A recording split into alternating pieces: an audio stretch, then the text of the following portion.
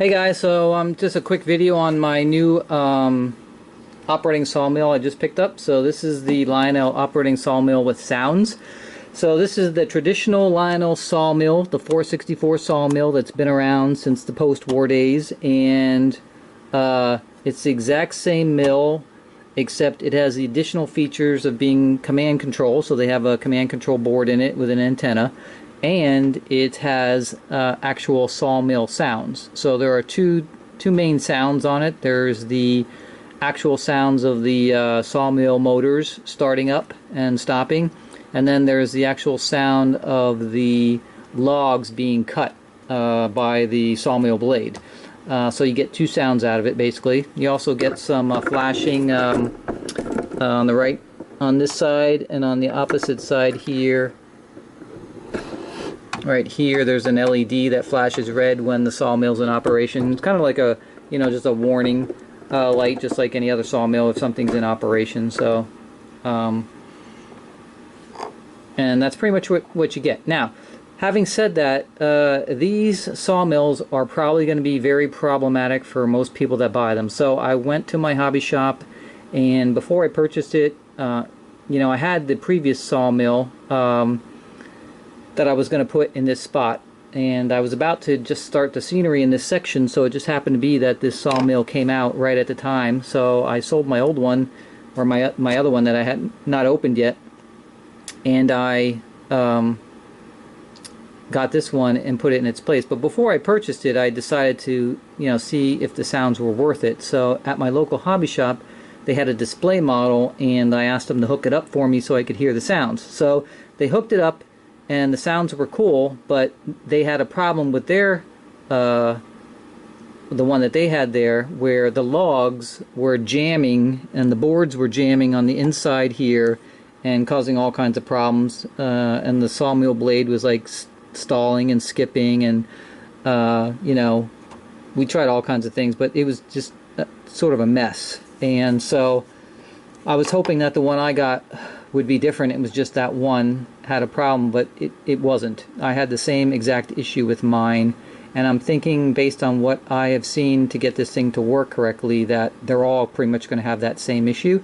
And most people that buy this are going to have jamming logs, and the problem is that when it jams, it bends the little fingers that move the logs through, and it also chews up the belt and everything else, and it's kind of a mess.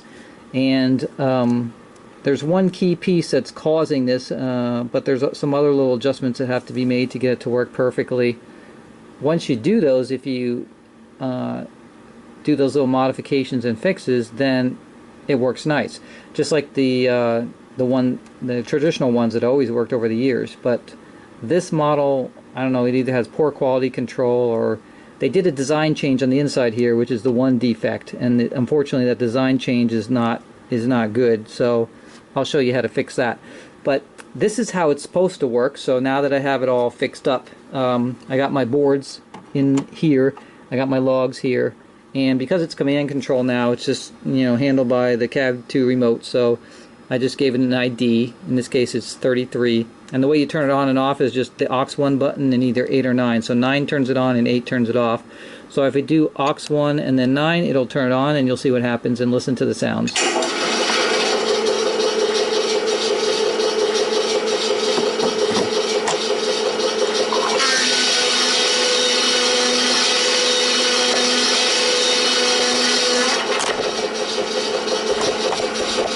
So you can see you get that sawing sound as the boards come out on this end.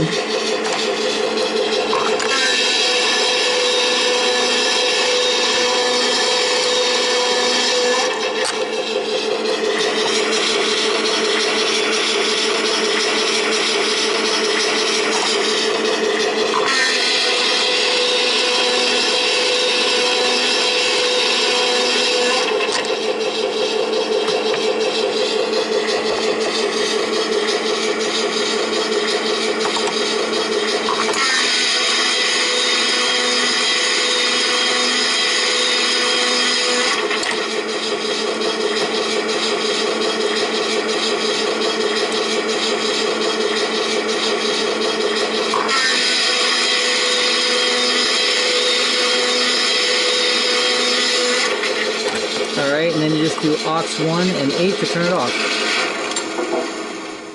Okay, simple as that. So you can see that all 5 went through perfectly, nothing happened, no jamming, nothing like that. I actually had the little door open here in the back, that's why the logs were coming out, but normally the door is closed in the back here and they would just pile up in the back. That's how it should work out of the box. Unfortunately, it does not. And I'd be curious to find out other people, after I post this online, how many people are having that same issue, because based on what I saw in the hobby shop on the one they had and the one I got, they were having the same exact problem, so I'm thinking they're all going to have that exact problem. So there are a couple of issues with this that cause that issue with the jamming. So if we take the top off here, so there's a major change inside here. So this plate right here, this plate that's in between here and the plastic here, which is where the boards, these the actual boards slide into here, they made a change on this, and they did it for the sound. So on the inside here, there's actually a sensor right here in this plastic vertical wall here, and there's a corresponding sensor on the other side of this plate, and so that's how it knows when to do the sawing sounds, because when the board hits that and it interrupts the sensor there, I'm assuming it's an IR sensor of some type, when it interrupts that beam, then that's how it triggers the actual sawing sounds and knows when to start and stop those sounds. Which is fine. So what they had to do here is they actually have 2 punch outs in this metal plate that were never there before in the old version. In the old version, this was just a straight plate all the way down from side to side. In the new version, they actually have these punch outs right here. There's 2 of them. There's a punch out at the top and a punch out at the bottom, and they're on an angle. And what the punch outs do is when you drop the boards in, it keeps the boards back away from the sensor, so that when you put the board in, if I was just dropping it in and the board happened to be on all the way to the left here, it would trigger the sounds, and you don't want that until the board actually gets pushed through. So they had these little punch outs that they just bent. They punched out the metal in the flat plate and then just bent it at 90 degrees. The problem is they left a space between the 2 punch outs. There's like a gap, and they're at an angle. So if I pull this out of here, I'm just going to pull this out for a second and put this like right here. You can see the 2 punch outs here. So there's a punch out here and there's a punch out here, and this is at an angle, and this is, you know, pretty much vertical here. The problem is they left this gap in between here. So what happens is the boards are sitting here waiting to be pulled through, and as the bottom one goes through here, the one on top of it, as the back goes through, it falls down because the bottom, that half of the board has already fallen through, and so, and it's actually, you know, because of friction, it's actually sort of pushing it forward at the same time.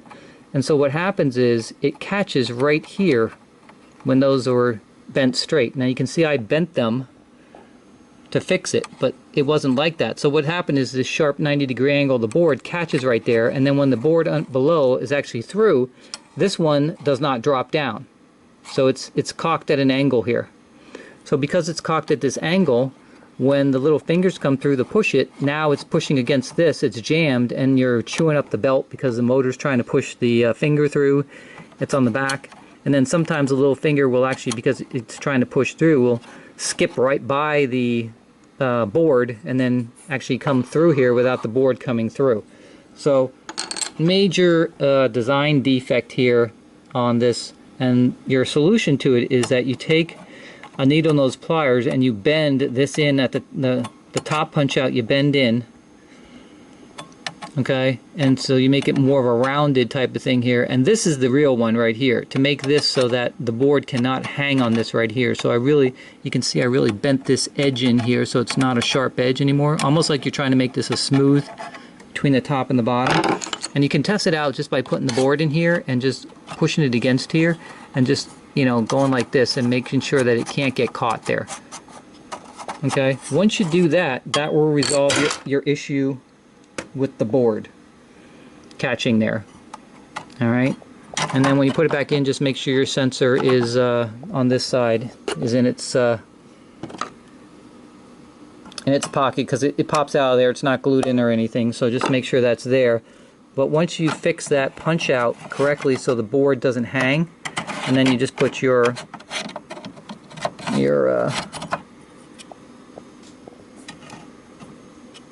thing back here, then it will work correctly and you won't get your boards jamming.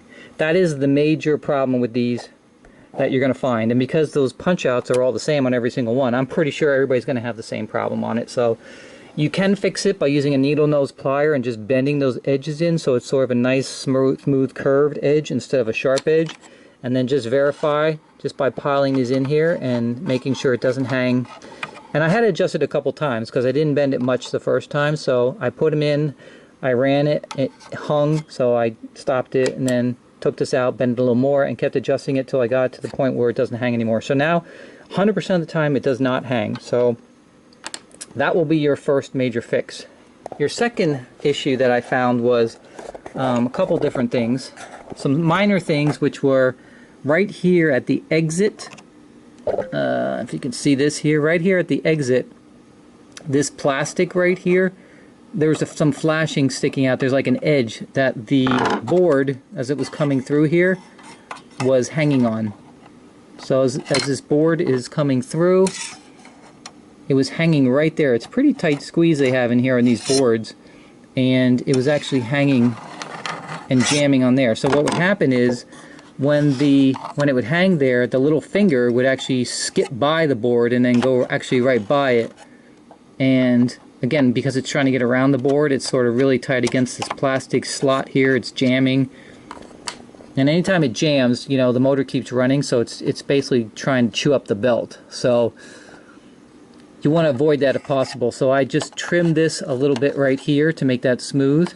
And then the other thing I did is on this slot here, I trimmed this a little bit because it was hanging also too. So I trimmed a little bit of the plastic out of here, out of that slot. And then the last thing that you may have to do, that I had to do on this one also, was these little fingers. I don't know if you can see them here, but those little fingers that are up and down, the bottom one is to push the logs through, the top one is to push the boards through.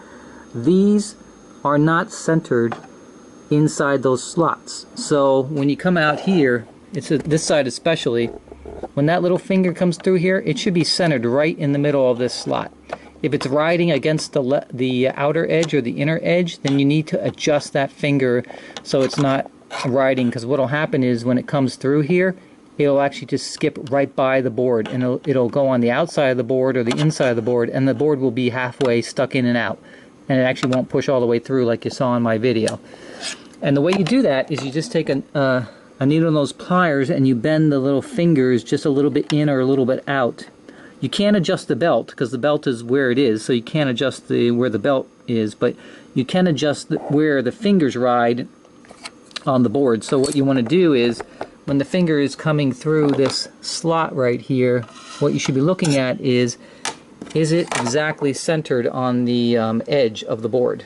And if it is, then you're good, and it'll come out on this side, and it'll come through here and be, you know, fairly close to the center of this slot if it's working correctly. And then you don't have to worry about it skipping by the board. But I found they were completely, there's two sets of them. There's a set here that you can see like on this one right here, and there's now a set somewhere in here where the other is, because there's two of them running around the belt. And if you, you'll need to adjust both of those so that you can make sure that the finger is centered. I didn't realize there were two at first, so I was adjusting the one and I couldn't figure out why on every other cycle it was jamming, and then I realized there's actually two of these on the belt. So there's one here and there's one like at the other end of the belt, so it's doing two different positions. So just take a little pliers. What I did on this one is I bent the bottom part of the finger in, and then sort of, it's almost like an S shape on the finger so that it can't miss the board. The S gives you sort of more coverage, so when it hits the edge, you got more places that it can actually hit, and it's not just trying to hit right dead center. You sort of made an S. I sort of made an S on the edge, so it really like make sure you can hit the edge of that board. So you'll need to adjust those fingers if it's skipping by it. So you'll know right away, because one If it's jamming here on the top, you know how to fix that with the plate, the cutouts. Just bend those to fix them. But once you get that resolved and they're not jamming inside the sawmill itself, when they're coming out here, if it's not pushing the boards all the way out and they're not dropping down, that means the finger's getting by it in the front or the back, and all you have to do is adjust those little fingers till you get them perfect. Now, you can take these two halves off right here. It's really easy. There's a screw right here. So just one screw, and these slide off each direction. And then you can actually run the sawmill without these on here at first, just to verify that everything's going through correctly with the center plate. And then once you do that, then you can put one on at a time. So I put this half on first, made sure the logs go through correctly. I didn't put any boards in. And then once I got that done, then I put this portion on, and then made sure the finger comes through and the boards came through correctly on this side, and that kept adjusting the fingers until I got it right. So you can see that on mine I did get it right. So every single time I run it now, I don't have an issue. So I can put the top on here, and you just put your boards in. So just like before, there's 5. They actually give you 6 boards with the mill, but only 5 actually fit in the mill, so I'm not sure why they gave you a 6th one. The other thing that's different about this is these boards are stained, where traditionally on the sawmill they've always been unstained, because that's how, if you think about it, if you're cutting a log, they would come out as fresh planks. So I'm not sure why these are stained, if it was just a aesthetic thing they were trying to change, or if they need to be dark for the sensor. So what I'm going to try to do is, next time I'm at York, try to get some boards that are unstained, and then try to run it through and see if the sounds kick off, and if they don't, then that means the sensor's looking for something dark. But I really don't think that would be necessary, unless for some reason when you're breaking the beam it has to have some dark color instead of the light color. But so I prefer the light color boards because it looks more realistic, like you're doing fresh cut wood. But I don't know, for some reason they use these dark color ones. And they look a little bit, I don't know, I could be wrong, but they look a little bit bigger than the previous ones. But so if you put those in, you know, they'll go right to the top. That's 5 boards, and like I said, they give you 6, but only 5 will fit. And then of course you'll have your logs. And actually this one here, I got the pins right here, so I should stop it. I should start it up and get it to the right position first. So let me do that.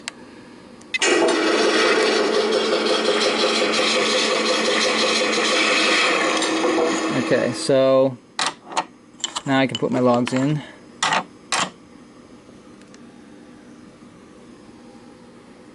I don't know what I did with my other 2. Oh, they're back here. Okay. Alright, so I got my logs in there. Okay, so if I just do aux 1 9,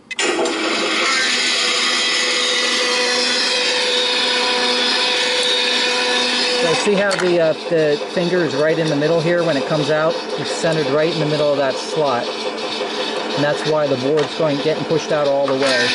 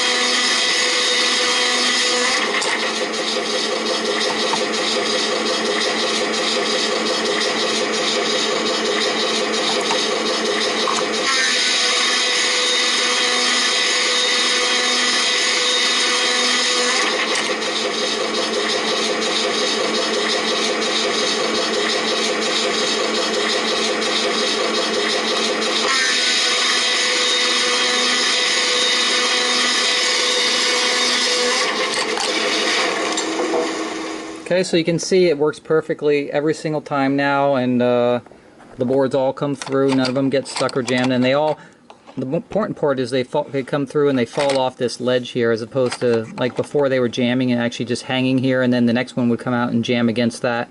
the little finger would actually come out in front of this, and then I'd have this one jammed here and another one behind it trying to get out, so it wasn't good. So now everything works perfectly on it, and it is a cool accessory as far as the sounds go, so I do like that a lot.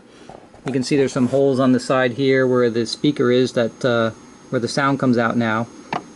So it is nice in that respect. It's nice that it's command control, so you don't have to hook it up to the ASC2 controller or anything for the LCS system. You just pick an ID on your remote. There's a program, a run button on the back, switch on the back here to program it. So really simple. But it's unfortunate they couldn't do a little better with their quality control, and they absolutely do have a design flaw here that they're probably going to realize as they start getting returned. Hopefully they'll figure out how to fix it correctly. But if you don't want to return it and just want to fix it yourself, it is doable. And hopefully this video will help you do that and get it running correctly. So that's it for the Sawmill. Thanks a lot for watching.